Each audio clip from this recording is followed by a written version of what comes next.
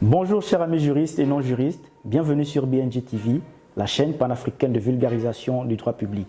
Je suis Junior Boissa, étudiant en droit, détenteur de licence fondamentale en droit public et actuellement en Master 1 de recherche en droit et politique de l'Union africaine à la Faculté des sciences juridiques, politiques et sociales de Tunis. Aujourd'hui, on va parler des acteurs de la société internationale. Mais avant, je vais vous poser une question. Vous allez me donner votre réponse en commentaire et moi je vous donnerai la réponse à la fin de la vidéo. C'est parti. Qui a, selon vous, proposé la création de la Société des Nations? Est-ce réponse A, Winston Churchill, réponse B, Thomas Woodrow Wilson?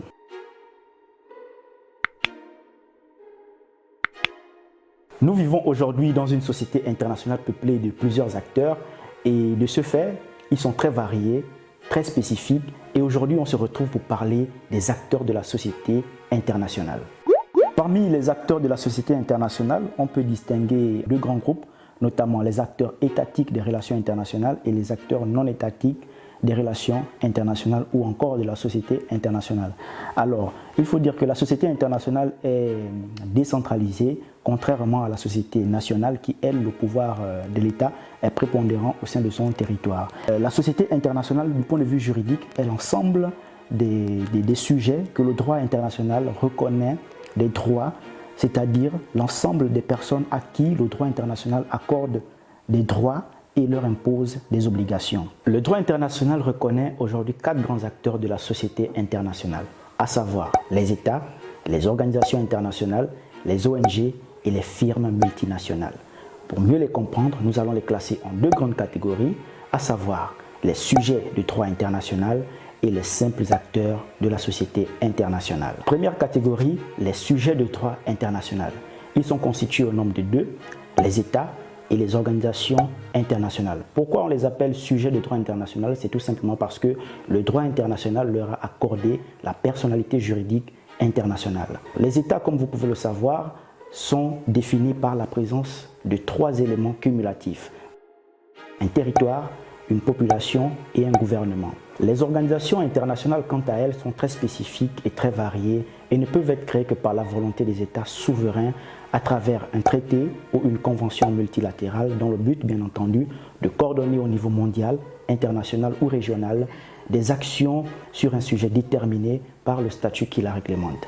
Ce sont des organisations dérivées des États et, une fois créées, exercent leurs fonctions librement, indépendamment des États qui les ont créées. Par exemple, l'OTAN, l'Organisation du traité de l'Atlantique Nord, l'OMS, l'Organisation mondiale de la santé, l'OIT, l'Organisation internationale du travail, qui constituent un ensemble d'organisations sur le plan international. Deuxième catégorie, les simples acteurs de la société internationale, qui sont également au nombre de 2, à savoir les ONG et les firmes multinationales. Pourquoi ils sont appelés des simples acteurs de la société internationale? C'est tout simplement parce que le droit international ne leur reconnaît pas la personnalité juridique comme les États et les organisations internationales.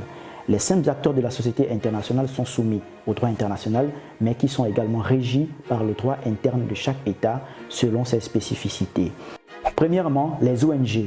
Elles sont considérées comme des associations sur le plan international et sont constituées des personnes physiques et n'ont pas pour but le profit. Elles sont créées dans l'optique de militer pour des causes sur le plan international. On peut citer à titre d'exemple la Croix-Rouge, Médecins sans frontières et Amnesty International. Deuxièmement, les sociétés multinationales. Ce sont des sociétés très connues dans le monde telles que Dangote Group, Coca-Cola et bien d'autres. Ce sont des sociétés qui font des affaires dans les pays auxquels elles ont implanté leurs filiales. Et aujourd'hui, on peut dire qu'elles jouent un rôle majeur dans l'économie mondiale car de près comme de loin, elles peuvent influencer le jeu économique mondial. Merci d'avoir regardé la vidéo jusqu'à la fin. N'hésitez pas à vous abonner, à liker, à commenter et à partager la vidéo avec vos proches. Pour ceux qui ont répondu à la question posée en amont, la bonne réponse est B. Thomas Woodrow Wilson, qui fut le président qui a proposé la création de la Société des Nations en 1919 et qui a pris forme en 1920. Il fut également le 28e président des États-Unis d'Amérique.